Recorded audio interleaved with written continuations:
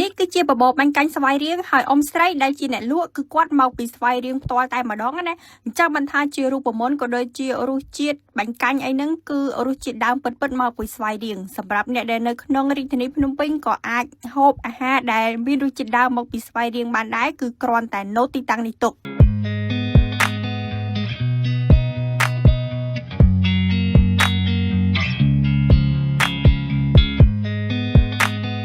មុននឹងទៅដល់ទីតាំង Twister បង្ហាញបាកាសិនដោយសារតែនៅពេលដែលយើងញ៉ាំអាហារឆ្អែតអាហារពេលថ្ងៃហើយយើងត្រូវបើកបរតនាតន័យអីនឹងតែងតែងុយគេងអញ្ចឹងកុំភ្លេចដាក់បាកាដើម្បីឲ្យស្វាងណាហើយដោយដែលឃើញអញ្ចឹងបាញ់កាញ់ដែលជាប្រភពដើមមកពីស្វាយរៀងគឺអ៊ំស្រីធ្វើខ្លួនឯងហើយអង្គុយកាត់ដើម្បីលក់ប្រចាំថ្ងៃណាសម្រាប់សាច់វិញគឺមានច្រើនជម្រើសមិនថាជាប្រភេទសាច់មាន់ហើយមាន់នឹងគេមានស្លាបមានភ្លើងសាច់ត្រីក្បាលត្រីក៏ដូចជាសាច់ជ្រូកហ៊ុនជ្រូកអីហ្នឹងគឺមកអស់ហើយ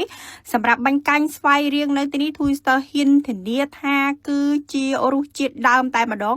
ដោយសារតែអ៊ំស្រីគឺមានប្រវត្តិលក់3ឆ្នាំហើយរហូតមកដល់ឥឡូវហ្នឹងដែលគាត់លក់នៅទីតាំងបរិយពិភពថ្មីចំការដងណាអញ្ចឹងពុកម៉ែបងប្អូនអាចទៅភ្លក់បានសម្រាប់អ្នកដែលចង់ស្គាល់រសជាតិថាតើបបរបាញ់កាញ់ស្វាយរៀងដែលមានប្រភពមកពីស្វាយរៀងចំអិនដោយអ្នកស្វាយរៀងនឹងមានរសជាតិដើមយ៉ាងណាណាព្រោះថាតម្លៃរបស់គាត់គឺសមរម្យមែនតែនមួយចានគឺត្រឹមតែ7000ទេហើយបើថាចានធំគឺហក់ដល់9000អញ្ចឹងសម្រាប់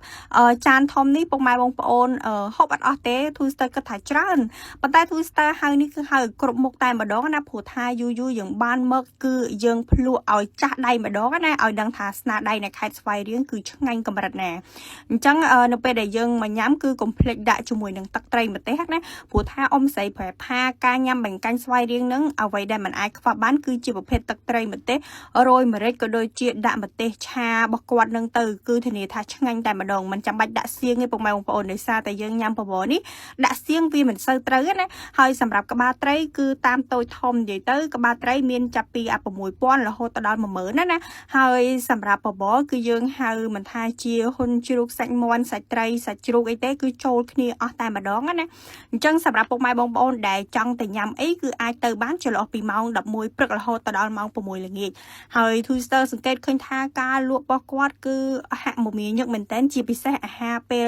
ថ្ងៃអីហ្នឹងពុកម៉ែបងប្អូនដែលចង់ញ៉ាំបាយហើយងាកមកចង់ញ៉ាំបបរបាញ់កាញ់ស្វាយរៀងគឺតែងតែទៅកន្លែងគាត់ឯងនិយាយទៅអាហារប្រភេទនេះគឺពិបាករកដែរអញ្ចឹងសម្រាប់វីដេអូរបស់ Twister នៅថ្ងៃនេះគឺមានតែប៉ុណ្្នឹងទេបាយបាយ